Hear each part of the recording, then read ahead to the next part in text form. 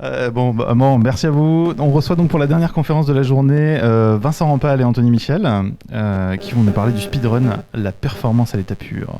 Rien que ça, c'est à vous. Tout à fait. Bonjour à ceux présents dans la salle, bonjour à ceux présents sur le live. Vincent, Anthony, on va donc vous présenter le speedrun. Le retour vidéo. Ouais. Merci. Voilà, je te laisse te présenter, Vincent. Vincent Rampal, donc moi j'ai découvert les jeux vidéo avec la première NES et j'étais plutôt un joueur Nintendo avec les NES, Nintendo 64, PC également, et passionné de jeux, et c'est ça qui m'a fait aussi devenir ingénieur et continuer avec le logiciel. Voilà. Donc, et avec moi aujourd'hui. Donc moi c'est Anthony, vous avez pu me voir peut-être sur No Life dans l'émission Superplay. Je joue depuis très longtemps et le concept de Superplay, même avant que ça soit diffusé sur No Life, me plaisait beaucoup. Voilà, pas que le speedrun, moi c'est vraiment tout le Superplay, le One Credit normalement, notamment. Et donc voilà, j'ai présenté l'émission Superplay pendant 3 ans. Et là, on va vous parler plus précisément du speedrun. Et j'ai Vincent avec moi qui s'y connaît bien plus que moi en speedrun. Alors, est-ce que vous savez ce qu'est le speedrun déjà? Ou est-ce que vous êtes venu comme ça juste pour découvrir? Alors, merci à tous ceux qui découvrent. Le speedrun, c'est terminer un jeu le plus rapidement possible. C'est ça. C'est-à-dire qu'on va prendre un jeu vidéo et on va partir du début du jeu, au moment où le joueur récupère le contrôle du personnage, pour essayer d'atteindre un objectif le plus vite possible. Alors souvent l'objectif c'est la fin du jeu, c'est pas toujours le cas, on verra, il y a différentes catégories, de façon de faire, mais souvent l'objectif c'est d'aller le plus vite possible à la fin du jeu. Alors je vous ai pris quelques jeux en exemple. Alors est-ce que dans la salle il y a des personnes qui ont joué à un de ces jeux en fait? Donc Mario 3, Mario World ou Super Mario Bros. Ah, il y a beaucoup de mains qui se lèvent. Alors vous pouvez lever la main aussi sur Facebook, n'hésitez pas, ou donnez vos commentaires dans le chat en fait. Alors, parmi tous ceux qui ont joué un de ces jeux, est-ce que vous avez fini un de ces 3 jeux? Au moins un de ces 3 jeux. Est-ce qu'il y a encore des mains qui se lèvent ou est-ce que... Ouais. Est-ce que vous avez fini un de ces 3 jeux en moins d'1 heure, déjà? Ah, oui, il y en a un qui continue. Non. Est-ce que les Warp Zones de Super Mario Bros. Comptent? Avec les Warp Zones, ça compte aussi. C'est du moment où tu démarres le jeu, où tu fais start pour démarrer le jeu, jusqu'au moment où tu arrives sur la fin, en moins d'1 heure. Oui, donc on en a un. Félicitations. Deux personnes dans la salle, bravo. Et on va voir aujourd'hui en speedrun quels sont les temps, si vous voulez être sur le podium mondial du speedrun. Donc Mario 3, il est possible de finir le jeu en 10 minutes 44 secondes. Voilà, donc ça va assez vite. On peut dire que c'est un jeu NES qui est un peu ancien, 98. Peut-être que Super NES, ils ont fait un 88. jeu... 88, pardon. Qui est un peu plus récent, qui est un peu plus costaud, ça va peut-être être un peu plus long à finir. Bon, Super Mario World, c'est 9 minutes 45 pour le finir le plus vite possible. Bon, ça commence à aller vite. Ouais, on parle d'une trentaine d'heures, quelque chose comme ça, si on joue normalement, quoi. Voilà. Vous en faites pas, hein, la première fois on finit pas comme ça. Hein. Mario Bros, c'est le grand classique qui a été joué, poli par tous les joueurs au maximum. Et alors là, on est carrément sur 4 minutes 55 pour finir le jeu. Alors vous voyez... Pour un speedrunner, finir ces 3 jeux, ça va plus vite que d'assister à la conf auquel vous êtes en train de faire. Voilà, juste pour relativiser. Alors, je vous ai mis un exemple, on va voir si ça passe. Donc, c'est un des niveaux de Mario World, alors pour ceux qui ont déjà connu. Alors, est-ce que ça passe la technique? Attends, je m'y plais là, si tu veux. Donc, les niveaux vont aller très très très vite. Donc, le but, c'est de partir, d'aller le plus vite possible au bout. Et on va enchaîner toutes les techniques pour charger les plateformes le plus vite possible, rebondir et choper tous les passages les plus acrobatiques et les plus, qui nous évitent le maximum de pièges. Et là, typiquement, c'est un niveau sur lequel on a différentes plateformes qui vont apparaître et sur lesquelles il faut avancer. Et là, carrément, on oublie les plateformes, il y a suffisamment de monstres pour traverser en rebondissant sur les monstres. Et ça passe, et en 30 secondes, à peu près, on est à la fin du niveau. Tranquille. Franchement, tranquille. On va en parler, il y a plein de choses comme ça. Alors, le speedrun, donc, du début du jeu à la fin du jeu le plus vite possible. Aujourd'hui, on va beaucoup vous en parler dans le cadre du replay sur des jeux consoles un petit peu rétro. C'est pas limité aux jeux consoles. Zelda Breath of the Wild, donc sur Switch, 2017.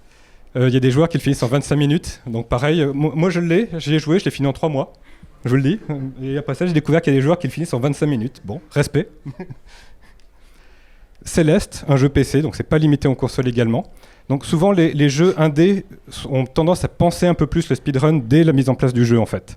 Autant les grands titres s'adressent surtout au grand public console ou à la masse de joueurs, mais les jeux indés souvent pensent aussi aux petites communautés comme le speedrun pour arriver à mettre en place les bonnes pratiques et les bonnes choses pour que les jeux soient sympas à finir. Un peu plus fun, alors ça vous l'avez peut-être connu, en fait c'est on peut finir un logo Google. Parce que pour les jeux de Tokyo, Google a mis un petit jeu vidéo dans son logo. Et du coup, la communauté speedrun s'en est emparée et a décidé de finir le logo Google le plus vite possible. Donc vous avez juste à charger la page web, il reste l'URL si vous voulez. Et il y a des joueurs qui l'ont fini en 9 minutes 12 secondes pour arriver au bout du jeu. Voilà. Alors moi je tiens à préciser que ça peut être sur console originale ou sur émulateur, il n'y a pas de problème. Et ça peut être aussi sur borne d'arcade émulée ou une vraie borne, quoi. Il n'y a pas de souci. Il y a vraiment des règles pour que ça soit homologué qui sont très précises, très encadrées. Il y a des sites qu'on va voir plus tard qui répertorient tous les records. Quand ça respecte toutes les règles, il n'y a pas de souci, c'est homologué. Parfois, il faut apporter des preuves, parfois, il faut filmer son écran, des choses comme ça pour vraiment voir qu'il n'y ait pas de triche ou pas de montage. Mais il n'y a vraiment pas de plateforme et c'est très ouvert à tout. Il y a même des speedruns de modification de console. Je pense que tu veux nous en parler un petit peu aussi. Oui. et du coup, effectivement, pour le 1er avril sur No Life, on avait fait un speedrun de modification d'une SNES avec FF6Man qui est présent dans la convention aussi. Donc, il prend une Super NES zonée en PAL, donc il lit que les jeux européens. Et il vous la transforme en Super NES qui lit tous les jeux du monde entier. Parce qu'à l'époque, les jeux japonais ne pouvaient pas être lus sur les consoles françaises, les jeux américains également. Maintenant, ça n'existe plus. Et du coup, donc, il vous transforme gratuitement votre console pour pouvoir lire tous les jeux. Et donc nous, le but, c'était en combien de temps il peut arriver à partir d'une console française à la switcher, à changer les composants électroniques à l'intérieur pour qu'elle puisse lire tous les jeux du monde. Et du coup, on avait fait ça le 1er avril parce que c'est pas trop un super play, mais c'était quand même un super play. On va vous montrer juste un condensé de même pas une minute parce que l'émission durait 30 minutes. Tu peux balancer le slide d'après? Il n'y a pas la vidéo, j'ai pas intégré. Alors attends, hop, je vais la prendre là. Ça doit être lui. On peut avoir le son. FF6Man, bienvenue dans cette émission. C'est la première fois que tu viens. C'est ça, oui. Je vais modifier cette console. Pour la rendre compatible avec les jeux étrangers, américains, japonais, sur une console française. Alors attention, tu me dis top et je lance le chrono. Top. Donc on dévisse. Alors c'est parti. Les 6 vis propriétaires de la console. Je coupe l'ancienne résistance. Je coupe la piste du 5 volts. Je n'ai plus besoin. Donc en combien de temps tu comptes le faire? En moins de 12 minutes. En moins de 12 minutes, allez. Je vais enlever le CEC. Le CEC, c'est la puce de zonage de la console qui est comme une sorte de... qui est comme une serrure en fait. Hop. Donc on est à environ 11 minutes et 5 secondes, je sais pas, 11 minutes, il a réussi combien il est, mais on est environ 11 minutes. Vous avez vu, il a mis des coups de scie sur les circuits électroniques, moi je trouvais ça dingue, et au final tout marche à la fin, j'ai pas mis, mais après on vérifie et tout marche, donc voilà. C'était pour la petite blague, et comme il est présent aussi sur le salon, voilà, c'était pour un petit clin d'œil à FF6Man. On revient sur des vrais jeux. Alors le speedrun, d'où ça vient? Est-ce que vous avez une idée en fait? Depuis quand ça existe le speedrun? Alors c'est pas tout jeune en fait. Les premiers jeux vidéo qui sont arrivés c'était plutôt des jeux d'arcade. Et sur les jeux d'arcade on a plutôt la culture du high score en fait, pas la culture du speedrun. Si vous avez vu King of Kong qui est un film qui parle uniquement de la culture du high score, vous avez tout ça qui est expliqué. Là nous on va regarder plutôt le côté speedrun. Et ça c'est pas arrivé sur les bornes d'arcade. Puis les bornes d'arcade ce qu'elles veulent c'est vous faire jouer un petit peu et après ça vous refaire mettre une pièce pour continuer. Ça arrivait plutôt avec l'époque des jeux consoles. Et donc il y a eu une première là-dessus. Surtout il n'y avait pas forcément de fin dans les jeux d'arcade à l'époque. Quand on arrivait à la fin on recommençait au début et voilà, il n'y avait pas de fin. Donc, d'où le high score. Parce que, oui. Voilà. Le premier jeu qui vraiment a changé un peu la donne sur le speedrun, c'est Metroid sur NES en fait en 86. Donc l'histoire très très rapidement, Samus Aran doit sauver la galaxie. Donc c'est un chasseur de primes que vous voyez en armure jaune et rouge. C'est le premier jeu à avoir une histoire non linéaire en fait sur une console, à pas être juste je passe les différents niveaux, mais je peux choisir un petit peu comment ça va avancer et comment ça va se finir. Et c'est aussi un des premiers jeux à avoir plusieurs fins différentes selon le temps de jeu Donc la première fois que les éditeurs se sont dit, pour l'inciter le joueur à venir rejouer, il va y avoir différentes fins selon le temps qui est utilisé pour finir le jeu. Donc si vous finissez en plus de 10 heures, vous avez la fin triste. Alors je vous spoil pas toute l'histoire, mais vous avez une fin triste si vous faites plus de 10 heures. Et vous voyez Samus de dos avec la main sur le casque. L'alarme à l'œil. Ouais. Voilà. L'alarme au casque, pour être plus précis. Ouais. Si vous finissez en moins de 10 heures, vous allez voir la fin OK. Voilà, donc vous voyez Samus de face disant oui, c'est bon, la galaxie est sauvée, bonne nouvelle. Si vous êtes encore un peu meilleur, vous finissez en moins de 5 heures. Alors en moins de 5 heures, il y a déjà une vraie nouveauté, c'est que Samus, qui était présentée partout comme une androïde dans le manuel, dans les règles et tout ça, elle enlève son casque et on découvre que sous l'armure, c'est une femme en fait. Et ouais, un des premiers, ou la première peut-être héroïne d'un jeu vidéo, c'était pas annoncé avant. Ceux qui l'ont fini en moins de 5 heures ont découvert ça. C'était une vraie surprise, bien avant Lara Croft, des choses comme ça, quoi. Donc c'est peut-être la première héroïne des jeux vidéo, Samus. Il y a Peach. Oui, c'est vrai, mais c'est pas. Elle est par rapport à Mario. Là, c'est la vraie héroïne du jeu. À cette époque, voilà, Peach n'est que dans Mario Bros, premier du nom, et elle est juste là comme un élément narratif. C'est-à-dire qu'on la retrouve complètement à la fin, mais à part le dernier niveau, on la voit jamais. Si vous finissez en moins de 3 heures, eh bien, vous découvrez que Samus tombe l'armure. C'est ce qui deviendra plus tard la Zero Suit. Et si vous faites Start à ce moment-là, il y a moyen de jouer avec Samus avec son armure plus légère. Et si vous allez encore plus loin, que vous finissez le jeu en moins d'1 heure, c'est Samus en bikini qui vous fait la séance de crédit à la fin. Voilà. Et Vincent, en moins de 30 minutes, il se passe quelque chose ? Alors en moins de 30 minutes, mais ils nous ont demandé de l'enlever la slide, tu sais, ils nous ont dit il y a un public destiné à tout le monde, donc il faut voilà. Il n'y a pas de fin de moins de 30 minutes. Il n'y a pas plus. Il n'y a pas plus. Il n'y a pas de fin de moins de 30 minutes. Et moins d'1 heure, c'est déjà plus que costaud. Moins d'1 heure, c'est très très dur. Voilà. Et puis c'est les années 90 aussi, vous voyez la culture aussi. Voilà, on déshabille les femmes. Ouais. Et voilà. Aujourd'hui, le speedrun, il a beaucoup évolué depuis cette époque-là. C'est-à-dire qu'il s'est énormément démocratisé depuis Internet, depuis que les gens se sont mis à enregistrer leur speedrun et à les partager avec la communauté. Donc c'est devenu une grande communauté mondiale qui est coordonnée par un site qui s'appelle speedrun.com, où ce site-là va coordonner en fait tous les différents jeux qui sont runnés et comment la communauté se met d'accord sur quelles vont être les règles pour que le speedrun soit compté et rentre dans un podium mondial en fait. Donc le site vous recense tous les jeux, vous recense toutes les catégories. On va en parler un petit peu plus tard, mais il y a différentes catégories parce qu'un même jeu peut se finir de différentes façons et différentes façons de compter la façon d'avancer. Ils vont gérer le classement. Donc le classement, c'est d'être accepté par la communauté. Chaque jeu et chaque catégorie est libre de donner ses propres règles pour vérifier. Donc si vous démarrez sur un jeu, c'est assez facile de vous enregistrer, de soumettre un premier temps sur le site. Par contre, si vous voulez entrer dans le top 10 ou dans le top 3, il va y avoir beaucoup plus de vérifications. Les gens vont faire beaucoup plus attention pour qu'effectivement, si vous avez fait un record du monde, l'homologuer, ça va prendre un peu plus de boulot que le reste. Voilà. Puis maintenant, on est dans une époque où c'est facile de filmer son écran directement avec des logiciels dans l'ordinateur ou des choses comme ça. Dans les années 90, ça n'existait pas. Donc les seuls moyens, c'était filmer son écran ou des choses qui paraissent surréalistes maintenant, ou un arbitre qui surveille. Les premiers speedruns, c'est vous l'enregistriez sur une VHS, vous envoyez la VHS pour la faire valider. Bonjour la galère. Hein. Merci Internet pour avoir changé tout ça. Un truc sympa aussi, c'est que sur speedrun.com, pour chaque jeu, chaque catégorie, vous avez un guide stratégique en fait. La communauté est vraiment très sympa et du coup, on échange les stratégies. On va vous dire quelles sont les différentes stratégies, les différentes façons de faire pour obtenir les meilleurs temps. Donc c'est aussi intéressant d'aller voir simplement pour apprendre le jeu et vraiment le connaître à fond et voir comment font les autres. Oui, pareil. Avant Internet, les gens se démerdaient. Il y avait peut-être des magazines, des choses comme ça qui parlaient très légèrement du speedrun, mais c'était plus des gens qui se connaissaient entre eux ou alors des gens qui allaient dans les salles d'arcade voir les autres, espionner un peu comment ils faisaient, mais... Voilà, Internet a vraiment aidé tout le monde à s'améliorer. C'est pour ça que quand Internet s'est démocratisé, on a eu des nouveaux outils dont on va parler, mais aussi une entraide qui a fait que chacun a pris les petits tips des autres et en additionnant toutes les secondes qu'on gagnait, on a passé des paliers qu'on n'arrivait pas à passer avant. Alors les catégories justement, donc je dis qu'il y a différents jeux, il va aussi y avoir différentes façons de compter à quel moment on arrive sur la fin. Donc les plus connus, c'est la catégorie 100%, que vous trouvez à peu près dans tous les jeux. Le but, c'est de traverser le jeu et de collecter tous les éléments qu'on peut collecter. Donc finir tous les niveaux, récupérer tous les éléments intermédiaires, passer tous les boss et ainsi de suite.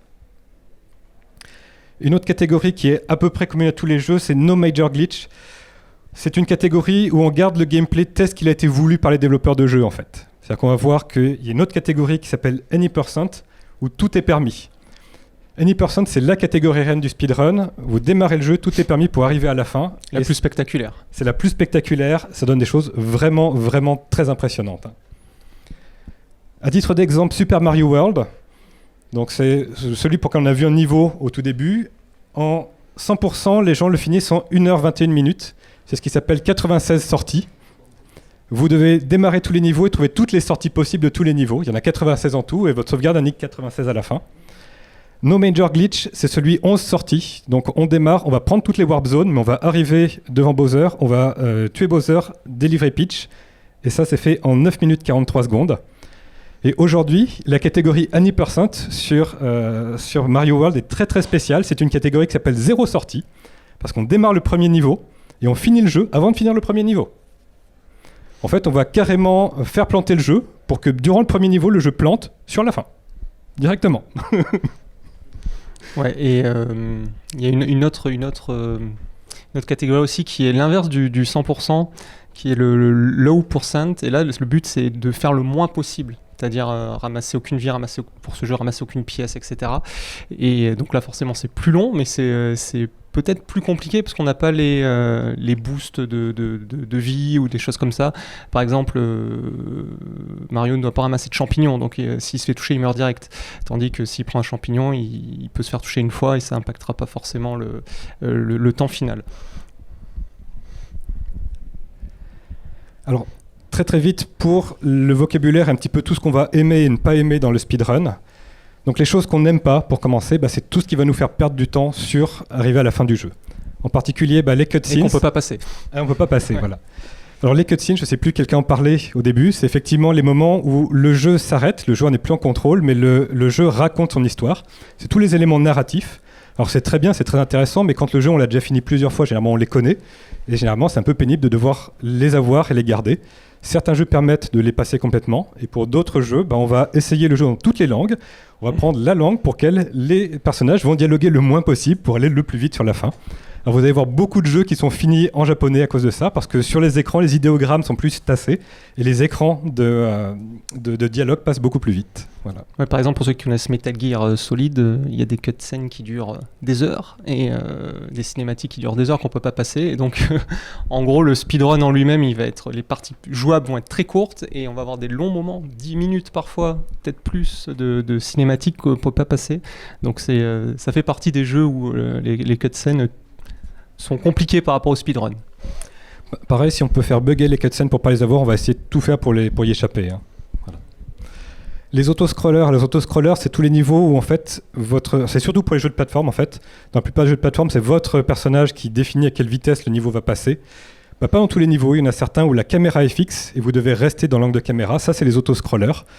Évidemment, sur ces niveaux-là, le temps que la caméra est du début à la fin, c'est incompressible et il faut juste l'utiliser pour le passer tranquillement. Voilà. Donc c'est quelque chose qu'on n'aime pas trop dans les jeux et on fait avec. En gros, les gens mettront sensiblement le même temps vu que la caméra bouge à la même vitesse. Donc ils attendront devant que le scrolling arrive, mais ils pourront rien faire de mieux qu'attendre. Pour beaucoup de joueurs, c'est censé être le moment où le niveau est un peu plus dur parce qu'il est contraint, mais pour les speedrunners, souvent il est contraint parce qu'il va pas assez vite. C'est comme ça. Alors la RNG aussi, donc quand vous entendez parler de RNG pour le speedrun, c'est pour Random Number Generator. C'est tout ce qui consiste à fournir des nombres aléatoires et des comportements aléatoires au jeu en fait. Quand un boss va pouvoir se comporter de plusieurs façons différentes, avoir plusieurs motifs d'attaque, tout ça c'est quelque chose qu'on va essayer d'éviter parce que ça rend notre run et notre temps qui est vraiment aléatoire et pour lequel on n'est pas sûr de pouvoir arriver au bout dans le bon temps en fait. Ouais, par exemple, il y a des boss qui font des attaques hautes ou des attaques basses et le plus safe, c'est peut-être de faire nous l'attaque basse, donc il faut qu'il fasse l'attaque haute et les joueurs restent en arrière tant qu'il n'a pas fait son attaque haute et parfois il peut enchaîner 6 fois l'attaque basse et on perd du temps et des fois il peut faire que des attaques hautes et on le tue en 2 secondes quoi. Donc ça fait partie de la RNG et malheureusement on peut rien y faire. Il y en a qui savent. Moi j'ai un exemple sur un super player qui faisait un speedrun et il y avait un RNG à la fin du niveau, à la fin du jeu et il était dans les temps sensiblement du record du monde Et si ça se passait bien, il était vraiment dans quelques secondes près dans le record du monde. Et ça s'est pas bien passé. Le boss s'est pas du tout comporté de la meilleure façon au niveau du temps. Et du coup, il a fait reset et il était dégoûté. Voilà. Mais ça, c'est aléatoire. On peut rien y faire, quoi. Il y a des jeux qui sont vraiment pénibles pour ça. Typiquement Mario 3, dont on parlait un petit peu au début. Si vous connaissiez le 8e monde, dans la deuxième partie du 8e monde, vous avez une zone à traverser. Vous avez une chance sur 2 qu'il y ait une main qui vous attrape et qui vous amène dans un niveau en plus à faire.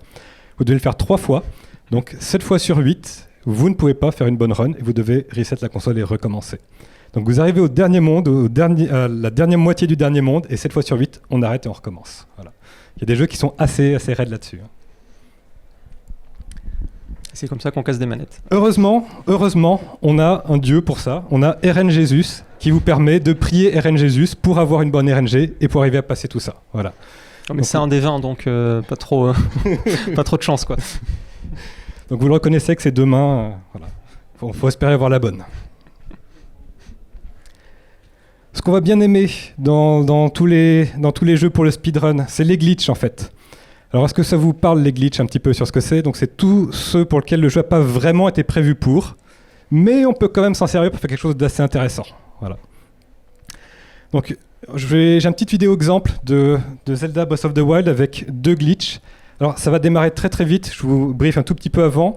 Pour ceux qui n'ont jamais joué dans Zelda Breath of the Wild, vous pouvez mettre votre bouclier pour glisser sur le bouclier. Si jamais vous touchez un ennemi, vous rebondissez sur l'ennemi, vous faites des dégâts et vous rebondissez. Mais quand vous êtes en saut, vous avez aussi un arc, et quand vous utilisez l'arc pendant le saut, le temps se ralentit, histoire de pouvoir viser correctement, et après ça, il s'accélère.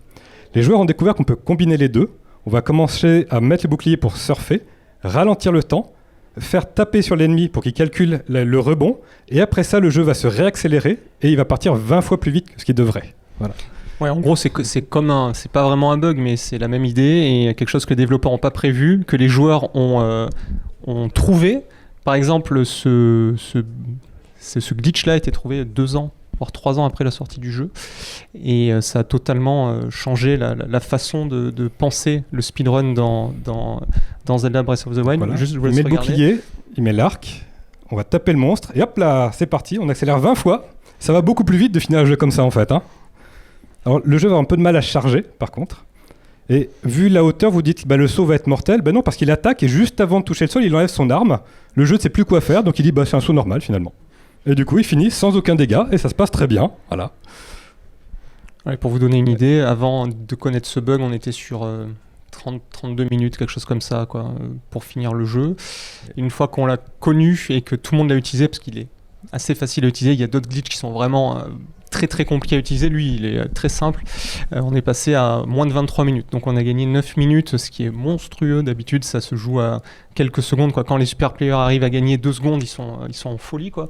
Là, ils ont gagné 9 minutes rien qu'avec ce glitch. Donc tout ce qui était fait avant a été jeté à la poubelle. Et si on n'utilise pas ce glitch, ça sert à rien de faire du speedrun sur Zelda. Si vous avez le temps, regardez un petit peu les speedruns Zelda, c'est devenu un paquet de glitch et c'est une façon de jouer à part en fait, désormais. Hein. C'est très impressionnant. Donc ce qu'on aime bien en plus des glitches, c'est tout ce qui va être frame perfect ou pixel perfect. Donc il y a un certain nombre de glitches où il y a un certain nombre d'actions qui sont prévues par le joueur qu'on va pouvoir faire sur une seule frame. Donc une seule frame, c'est une image, 1/60 de seconde pour que vous pouvez faire la bonne action qui vous permet de gagner du temps ou gagner l'élément. Et le pixel perfect, c'est le moment où il y a un alignement qui est fait sur le bon pixel du jeu afin de pouvoir obtenir l'effet désiré. Donc vous êtes un pixel devant, un pixel derrière, ça ne marche pas. Il va falloir s'aligner parfaitement pour pouvoir continuer. Il y a des jeux comme moi j'ai en tête Street of Rage, un jeu de beat'em all, où à un endroit sur un boss, si on se place à un certain endroit et on met un coup de pied, le jeu bug un peu et on passe derrière le décor en fait. C'est bizarre et du coup ça nous fait... on traverse tout le jeu en étant derrière un mur qu'on voit pas et du coup on a aucun ennemi à battre. Et on gagne beaucoup de temps du coup. Dans les autres choses qu'on va bien aimer côté speedrun, c'est ce qui est damage boost. En fait, damage boost, c'est l'action de prendre des dégâts de façon volontaire. Parce que dans la plupart des jeux, quand vous prenez des dégâts, vous avez une petite phase derrière de quelques secondes dans laquelle vous ne pouvez pas non plus prendre d'autres dégâts. Donc soit ça vous permet de prendre un petit dégât pour aller marcher sur une zone qui était mortelle normalement, ou carrément aller traverser certains monstres qu'il aurait fallu contourner de façon plus compliquée. Donc même ça, on va essayer de l'exploiter, prendre un petit dégât pour essayer de contourner et gagner du temps derrière. Voilà, j'ai un autre exemple, dans les FPS aussi, on avait par exemple, je crois que c'est sur, je sais plus, sur Quake ou Doom, je sais pas, on avait inventé le fait de se tirer dans les pieds, quoi. Pas très loin avec le lance-roquette, ce qui nous faisait sauter. Le rocket jump, ouais. Le rocket jump, et du coup, on gagnait beaucoup de temps en se déplaçant comme ça, quoi.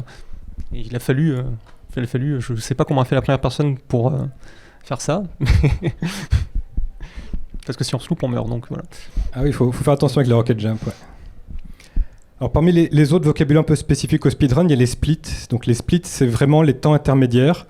Quand on commence à faire des runs, à réenregistrer régulièrement les runs, on veut savoir où est-ce que l'on passe du temps, être capable de comparer avec d'autres joueurs les endroits où ils vont plus vite que nous, moins vite que nous. Et surtout, quand on démarre une nouvelle run, est-ce qu'on est bien engagé ou est-ce qu'on est déjà en train de prendre du retard? Et dans ce cas-là, autant arrêter et recommencer. Donc split, c'est tous les temps intermédiaires qui vont nous permettre de savoir si on est bon ou pas. Ouais, j'ai d'autres exemples, par exemple des super players qui veulent faire leur record que sur les consoles ou les bornes, mais ils s'entraînent sur émulateur. Pourquoi? Parce qu'ils peuvent enregistrer chaque niveau et recommencer chaque niveau, par exemple le niveau, l'avant-dernier niveau, le dernier niveau, ils peuvent le recommencer 50, 100 fois d'affilée, ce qu'ils peuvent faire uniquement que sur émulateur.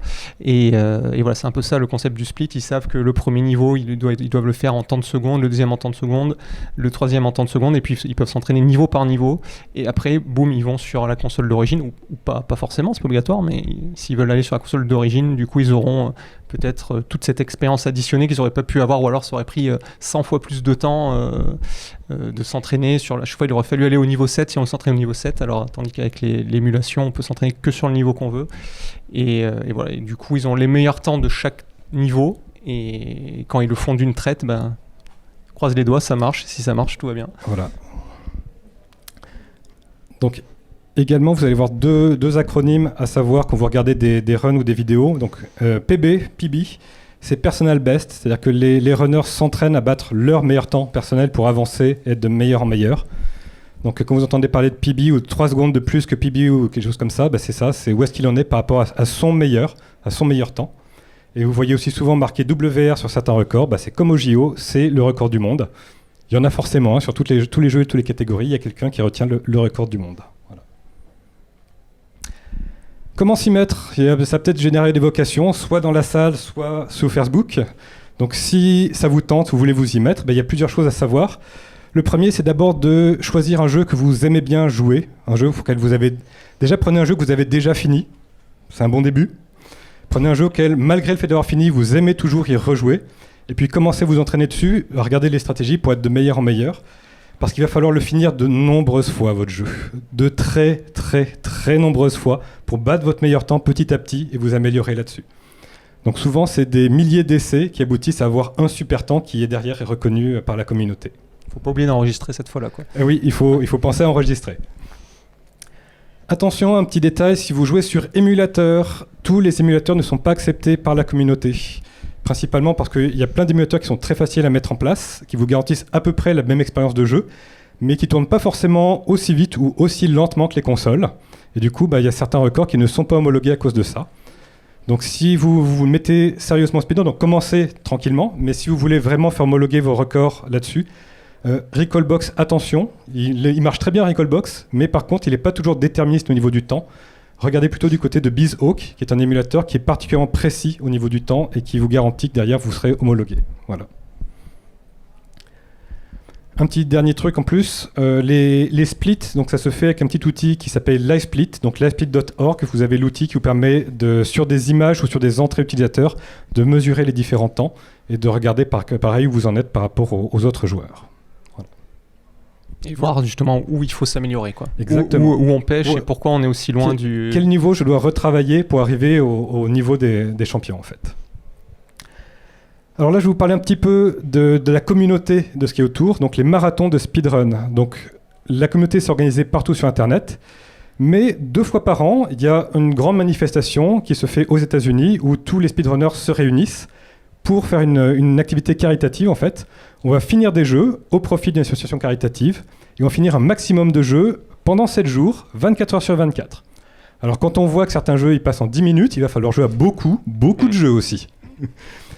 Donc ça, c'est une association qui s'appelle Games Done Quick, qui a tendance à organiser ces événements. Il y en a 2 par an. Awesome Games Done Quick, dont l'acronyme est AGDQ, a lieu en janvier tous les ans. La partie caritative, toutes les donations, tous les dons se font pour la société de la Fondation de prévention du cancer américain. Et il y a une deuxième édition qui a lieu tous les ans en juillet, qui s'appelle Summer Games Done Quick. Et là, c'est SJDQ et ça soutient Médecins sans frontières, donc l'antenne américaine de Médecins sans frontières. Régulièrement, donc, on peut envoyer des dons directement pendant le live, ou alors on peut envoyer des dons quand on souhaite voter pour les jeux que l'on veut voir. Il y a certains segments qui sont ouverts et on peut voter pour le jeu, pour la fin que l'on veut voir ou pour le nom du personnage que l'on veut voir au sein du jeu. Donc voilà, il y a plein de petites choses comme ça qui incitent aussi à donner pour une association caritative pendant les différents marathons. Ce qu'il faut savoir, c'est que ces marathons, c'est le plus gros live Twitch au monde. C'est-à-dire qu'il y a souvent plus de 100 000 viewers qui se connectent en même temps au marathon. C'est le moment où Twitch sature au maximum ses serveurs. Tout est enregistré, tout est disponible en replay sur YouTube. Donc pareil, si vous êtes intéressé, les différentes petites miniatures qu'on vous a mis, ça vient de HJDQ. Il y a moyen d'aller voir les différents replays, les différents runs, pour découvrir un petit peu tout ça. Au cas où ça vous intéresse, pour aller plus loin, la prochaine édition, ce sera du 9 au 16 janvier 2022. Donc vous pouvez déjà bloquer votre calendrier. Une semaine avant, vous publiez la liste des jeux. Donc il y aura des centaines de jeux différents et on peut retrouver quels seront les différents horaires de tous les jeux qui vont être joués et découvrir comment la communauté joue à ces jeux pour aller le plus vite possible. Et moi je rajoute aussi, pendant le Z-Event, il y a de plus en plus de joueurs ou joueuses qui font des speedruns, notamment Dame qui était une ancienne présentatrice de Superplay. Voilà, donc n'hésitez pas aussi à regarder pendant le Z-Event. Ouais, ça arrive en Europe, c'est pas encore super connu le speedrun, mais on essaie de faire en sorte que ce soit un peu plus connu. Voilà. Oui, parce qu'on vous a pas dit, mais en gros, ceux qui détiennent les records, il y a très peu d'Européens dedans. Voilà, on est là pour susciter des vocations en fait, hein. On compte sur vous. Oui, donc il y a un retweet, il y a un restream sur une chaîne francophone aussi, qui doit s'appeler le Restream FR ou quelque chose comme ça, qui permet aussi, si vous ne parlez pas anglais, d'avoir tous les commentaires de ce qui se passe côté de l'événement. Durant l'événement, on va avoir plusieurs différents types de prestations, différents types de runs. Donc ce qu'ils appellent les RTA. Donc RTA, c'est Real Time Attack. Donc c'est un speedrun mais sans reset. C'est-à-dire que pour faire les meilleurs temps, on va essayer des centaines de fois. Si ça ne marche pas, on reset, on recommence. Là, on est sur une prestation live. Donc c'est le meilleur temps, mais maintenant, comme ça se présente, avec les choses qui marcheront bien et les choses qui marcheront moins bien. Donc ça, souvent, vous avez le joueur qui est là pour jouer et aussi expliquer son jeu, souvent accompagné de plusieurs autres co-présenteurs qui vous expliquent les différentes stratégies ou vous expliquent ce qui est possible. De temps en temps, dans les co-présenteurs, il y a les créateurs du jeu. C'est toujours très très marrant de voir quand les créateurs du jeu sont là et voient leur jeu se faire ouvrir en deux par des gens qui le finissent en 10 minutes avec des façons qui n'étaient absolument pas prévues au départ par le jeu. Voilà. Une autre formule qui est que moi je trouve super intéressante, ce sont les races en fait. Donc on va prendre plusieurs speedrunners qui connaissent le même jeu, qui ont des temps à peu près similaires. On va démarrer en même temps, tout le monde sur le même jeu. Et voilà, pareil, il y a des parties qui sont un petit peu aléatoires. Il y a des parties où on est plus en forme ou moins en forme, des niveaux sur lesquels ça marche plus ou moins bien. Et on va les voir progresser en même temps. Souvent, ils restent quasiment à la même seconde pendant plusieurs minutes. C'est très très impressionnant à voir. Et petit à petit, sur une erreur, sur quelque chose qui ne se passe pas comme prévu, on voit que c'est un autre qui prend la tête, qui repasse devant. Et ça donne des choses qui sont très très dynamiques en fait, où rien n'est jamais acquis. Et le jeu peut changer à tout moment. Ouais, c'est ambiance bon enfant, quoi. Ils sont tous, ils se connaissent tous, hein, et voilà, ils rigolent entre eux, c'est assez rigolo. Et c'est justement par rapport à la prochaine catégorie que tu as mis, il y a aussi des choses qui sont faites vraiment pour amuser le public qui regarde, des contraintes un petit peu folles. Par exemple, tu as mis Punch Out, un jeu de boxe où on joue les yeux cachés, les yeux bandés, voilà, ou Mario, comme j'en ai parlé tout à l'heure, il faut pas prendre de champignons pour rester petit tout le long, et donc si on se fait tuer une fois on est mort. Moi j'ai eu dans Superplay une super playeuse qui jouait à un jeu à 2 joueurs mais seul, et elle jouait un joystick avec ses mains, l'autre joystick avec ses pieds par exemple. Donc voilà, c'est des choses comme ça pour rigoler. C'est des catégories un petit peu originales. Alors vous n'êtes pas sûr d'avoir beaucoup de monde sur le podium, mais ça vaut toujours le coup à voir, hein. Ou alors un autre super player qui prenait l'arcade stick et qui le tourner à l'envers et qui jouait comme ça avec l'arcade stick à l'envers, donc c'était compliqué pour le cerveau de suivre. Il y a des catégories les yeux bandés, donc vous vous fiez uniquement à votre mémoire et au son du jeu qui sont assez difficiles. Il y a des catégories à une main, donc vous pouvez pas appuyer sur tous les boutons en même temps, vous posez la mettre devant vous, il faut jouer à une seule main. Il y a plein de catégories qui sont un petit peu fantasy en fait pour amuser le public. C'est pas le moment où on fera des meilleurs temps, mais déjà ils sont très très impressionnants à voir. Et d'ailleurs, moi j'ai vu, rien à voir, mais j'ai vu sur, je sais plus, YouTube, je pense, un aveugle qui joue à un jeu de combat, je sais plus lequel, un jeu de combat récent, hein, et qui connaît tous les sons par cœur du jeu et qui arrive à battre des gens très très forts, rien, alors qu'il voit pas l'écran, quoi. C'est assez impressionnant. Alors, on va aussi voir quelques jeux qui sont très peu connus, qui sont destinés à un public speedrun. Donc, typiquement, les Kaizo Mario World. Donc, Kaizo Mario World, ce sont des ROM qui ont été modifiés pour devenir des jeux beaucoup plus durs. En fait, c'est l'ancêtre du Mario Maker. Ça a d'abord commencé par des gens qui modifient les ROM des jeux Mario pour ajouter des niveaux, les modifier. Et au-delà de ça, Nintendo a dit que c'était une bonne idée. Et ils ont créé Mario Maker pour continuer un petit peu dans cette idée-là. Souvent, les Kaizo Mario sont très, très, très difficiles aussi, très, très punitifs. Un jeu que vous pouvez essayer qui s'appelle I Wanna Be the Boshi. C'est un jeu qui est gratuit, qui est disponible pour tout le monde, gratuitement, mais qui est extrêmement dur, extrêmement punitif. J'ai essayé, j'ai jamais fini le tutoriel, hein, je vous le dis, c'est radical. Et pareil, vous les voyez passer là-dessus, rouler là-dessus, de façon super tranquille, calme, détendue. C'est très impressionnant à voir. Voilà.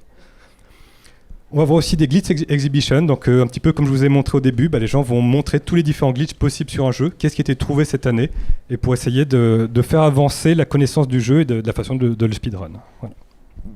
Voilà, mais j'anticipe ta prochaine slide. Pour l'instant, là, on n'est que dans des choses qui sont dans le jeu même. Voilà, il n'y a pas de modification du jeu.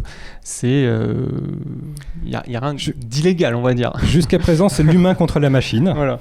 Et on va parler d'une catégorie qui est un petit peu différente en fait, qui est arrivée en 2003 avec un joueur qui s'appelait Morimoto, alors que personne connaissait dans les compétitions speedrun ou dans les podiums, qui a publié un speedrun de Super Mario Bros 3 où alors c'est simple, il réussit tout parfaitement en fait, tout le temps, du début à la fin, tout est parfait, tout l'aléatoire se passe le mieux possible. Il se paye le luxe de finir avec, je crois que c'est 9 ou 10 minutes d'avance. Ouais, on était à 32 minutes avant l'ancien record du monde, et là, cet homme inconnu sort un record à 13 minutes. Voilà. Donc là, tout le monde... alors on était en 2003, donc il n'y avait pas encore trop Internet, mais quand même, ça en parle dans le milieu, on se dit comment c'est possible, c'est fou, quoi. Et ce qui marque, c'est même les endroits où il ne peut pas gagner de temps, il va faire le show, en fait. Il finit avec 99 vies, et finir le jeu plus vite que personne n'avait jamais pensé que c'était possible, en fait. Ce qu'on a compris un peu plus tard, en fait, c'est que c'était le premier Tool Assisted Speedrun. C'est-à-dire que c'est pas juste un joueur qui est aux commandes du personnage, ça va carrément être un automate qui est aux commandes du personnage. C'est-à-dire qu'on va commencer à programmer toutes les meilleures entrées possibles pour arriver à faire la partie parfaite et voir jusqu'où on peut pousser le jeu dans ses derniers retranchements, en fait. Donc la recette pour faire un bon TAS, un bon Tool Assisted Speedrun, c'est déjà de pouvoir éditer une liste de commandes, comme vous avez sur les boîtes à musique. Vous savez, vous avez une grande barre qui est perforée avec les différents endroits où il faut jouer une note. Là, on va faire pareil pour tous les boutons de la manette. Chaque image, on va savoir quelle est la meilleure combinaison de boutons à appuyer pour passer de la façon la plus efficace possible. On va utiliser un émulateur qui a des save states, où on va pouvoir dire, là, je sauvegarde l'état de mon jeu, j'essaye différentes combinaisons. Si c'est bon, je la garde. Si c'est pas bon, je reviens. Et je réessaye, et je réessaye, et je réessaye, ainsi de suite. On va essayer toutes les combinaisons possibles, garder la meilleure, et dans ce cas-là, on est capable de montrer, voilà le maximum que l'on peut faire en connaissant le jeu, jusqu'où on peut pousser le jeu, jusqu'où est-ce qu'il va le plus vite possible. Donc là, on n'est plus dans l'humain contre la machine, on est vraiment sur la machine contre la machine et optimiser le jeu au maximum. Oui, parce qu'en plus, tout à l'heure, on parlait du RNG, donc l'aléatoire, mais c'est pas vraiment aléatoire, quoi. C'est-à-dire, on sait que à tel millième de seconde, il va se passer ça. Sauf que quand on joue, nous, c'est impossible de le savoir. Quand on programme les entrées, on sait précisément à quel millième de seconde aussi arrive cette entrée-là dans la manette. Donc là, du coup, l'aléatoire n'existe plus. L'aléatoire existe, mais on sait ce qui va se passer. Donc on peut jouer pour tomber sur l'aléatoire le plus rapide. En fait, plus on va vite, moins il y a d'images sur lesquelles il peut se passer quelque chose d'aléatoire et plus on contrôle aussi. C'est ça qui aide énormément. Voilà. Et ça sert maintenant aux speedrunners pour voir quel est le maximum, voir ce qui est humainement possible et essayer de s'améliorer en connaissant le mieux qu'on puisse faire.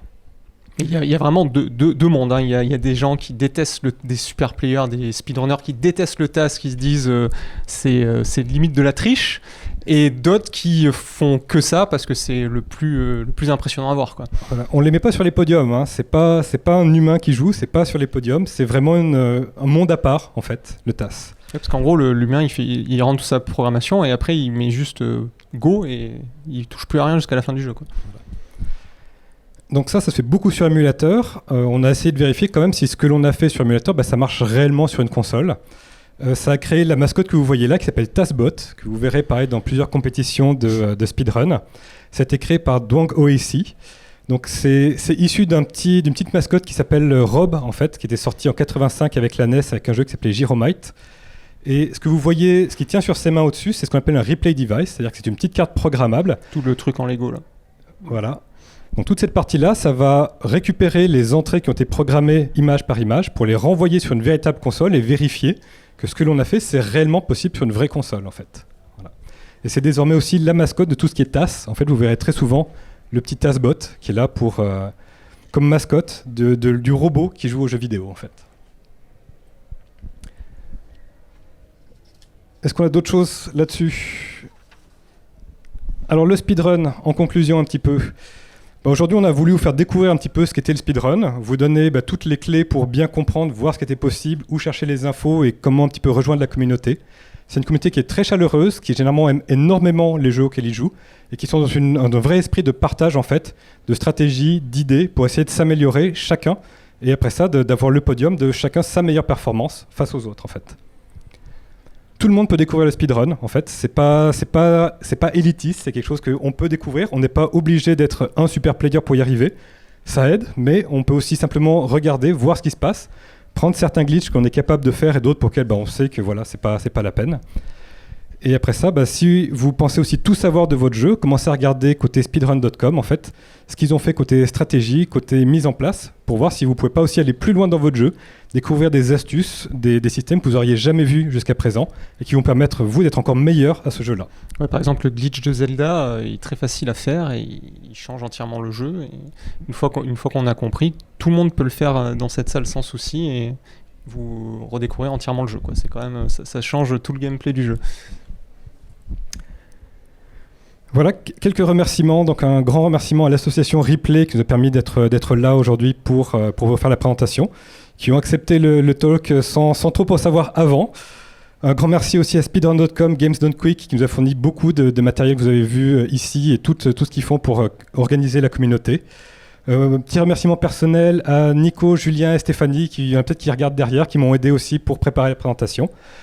Si vous le voulez, les slides sont disponibles en ligne, donc vous avez le QR code, vous avez l'accès aux slides complets. Vous pouvez aussi repartager les slides, expliquer à vos amis ce qu'est le speedrun, les tasks, comment fonctionne tout ce système-là. Voilà. Merci à la régie aussi. Merci à la régie. Merci d'être venus si nombreux. Est-ce que vous avez des questions sur le speedrun, le task et tout ce qui se passe ? Moi, je propose qu'on les applaudisse avant parce que c'était quand même une belle performance.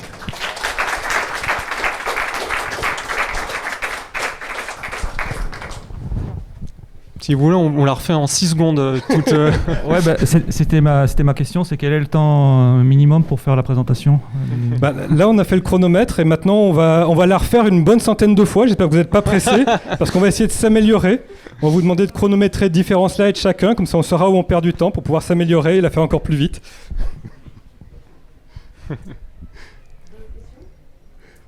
On espère être autour des 45 minutes. Oui, derrière une question derrière, oui. Sur quel jeu sur quel jeu chacun d'entre vous a réussi à faire le meilleur speedrun ? Alors moi j'ai pas soumis de speedrun en fait. Je joue pas mal mais je suis plutôt casual gamer, je suis pas trop un speedrun. Il y a un speedrun particulier sur lequel je voudrais le soumettre c'est assez particulier, c'est Kerbal Space Program, je suis un gros joueur de KSP. Il y a une catégorie qui consiste à démarrer de rien, aller se poser sur la Lune et revenir. C'est assez impressionnant à voir en speedrun. Je vais essayer d'en faire un, je ne serai pas bon. Hein. Vous ne me verrez pas dans le top 50, mais j'ai envie de m'y mettre et me dire, voilà, je suis capable de le faire. Voilà. D'accord, merci. Et moi, du coup, je les commande, j'en fais pas trop.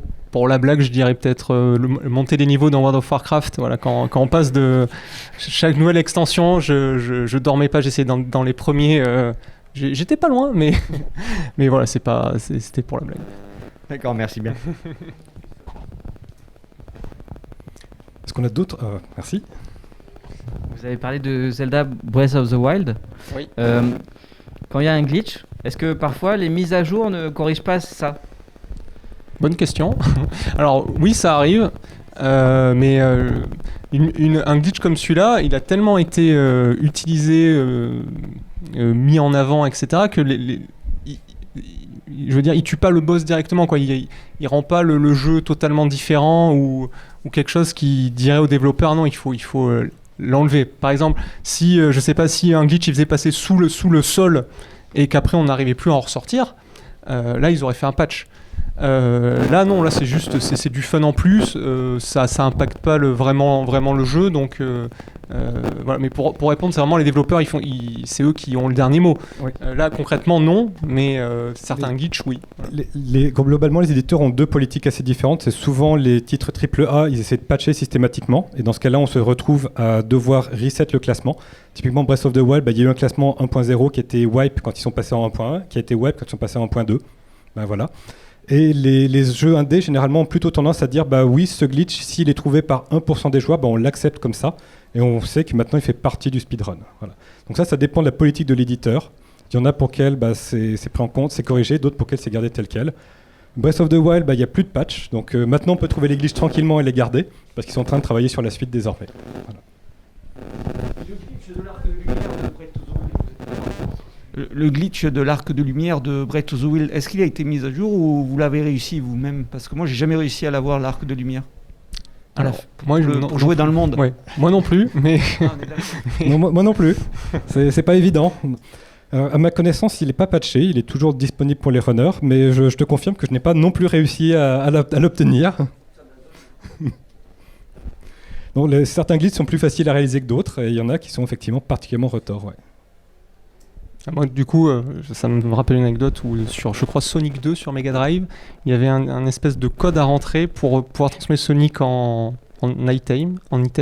Et c'était les cascades. Et si on mettait des cascades à un endroit, il se transformait, je sais plus où, en super guerrier ou quelque chose comme ça. Il va aussi avec les anneaux et les émeraudes, mais c'était vraiment bizarre. Et du coup, là, on allait extrêmement vite tout le temps. Et voilà, ça existait pas à l'époque. Pas tellement que ça le speedrun, et déjà que Sonic va très vite, donc voilà, forcément c'est vrai que si on voit un speedrun de Sonic, déjà qu'il va très vite, ça saute pas forcément aux yeux, mais voilà, c'est un espèce de glitch, et je pense que c'était voulu par les développeurs, et ça jamais je sais pas si ça a été dit ou pas par les développeurs, mais c'était très surprenant. On trouve parfois des petites zones aussi qui servaient aux testeurs du jeu pour obtenir des bonus ou des choses comme ça, et qui sont restées dans le jeu. Ça arrive qu'on en trouve. Pareil, des fois c'est patché, des fois c'est pas patché. C'est toujours difficile de savoir quelle était l'intention des éditeurs derrière tout ça. Est-ce qu'il y a d'autres questions ou des questions depuis Internet? Moi j'en ai une. C'est plus pour la blague, mais un avis sur le speedrun de les 3 Super Mario Bros avec les mêmes inputs. Oui, je l'aime d'amour celui-là, vraiment. Voilà, ça aussi c'est des catégories type exhibition. Alors je pense qu'il n'existe qu'en TAS, je ne suis pas sûr qu'il y ait des personnes qui l'aient fait en RTA. Donc il y a des fois où ils essaient de faire des tasks qui non seulement permettent d'aller du début à la fin d'un jeu, mais parfois de plusieurs jeux en même temps, avec les mêmes séries de touches sur les manettes. Donc voilà, il y a des joueurs qui se sont astreints à chercher ça. Et vous pouvez trouver sur internet des vidéos où vous trouvez donc c'est Mario Bros 1, 2 et 3, pour lequel avec la même série de touches, vous finissez les 3 jeux à peu près en même temps. C'est assez impressionnant de voir qu'avec une même manette, vous pouvez jouer aux 3 jeux en même temps et ça passe. Ça existe sur Mega Man X aussi, ils l'ont fait sur Mega Man X avec la même série de touches, vous finissez le 1, le 2 et le 3. Je crois que c'est pire que Super Mario Bros. Sur Mega Man.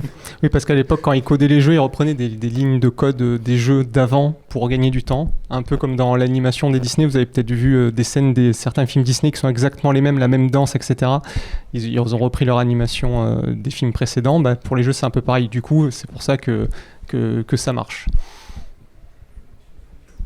Allez, on fait un dernier tour pour les questions. Bon, et bien s'il n'y a pas de volontaire, je vous propose de conclure là-dessus. On peut applaudir une nouvelle fois Anthony et Vincent. Merci. Merci beaucoup, visiteurs du replay. Alors, pour votre information, jusqu'aux applaudissements, vous avez fait 51-40. Merci. On a dépassé le temps. Pour la prochaine fois. On voulait Alors, faire 45. tout à l'heure, quand tu as dit 45, tu étais à 45-45. Voilà. C'est quand même d'une précision d'horloger, quoi. Et du coup, on était la dernière conférence de ce replay-là, c'est ça? Voilà, c'est ça. Eh ben, écoutez, on est content d'être passé, d'avoir conclu cette édition de replay. On espère que ça vous a plu, ce replay. Il y avait beaucoup de monde. Moi, je viens chaque année, j'ai trouvé qu'il y avait vraiment beaucoup de monde. Donc, on est content pour replay que ça soit un succès. Voilà. Un gros merci à toute l'association Replay. Et maintenant, à vos manettes pour finir tous ces jeux Allez-y. et en profiter à fond.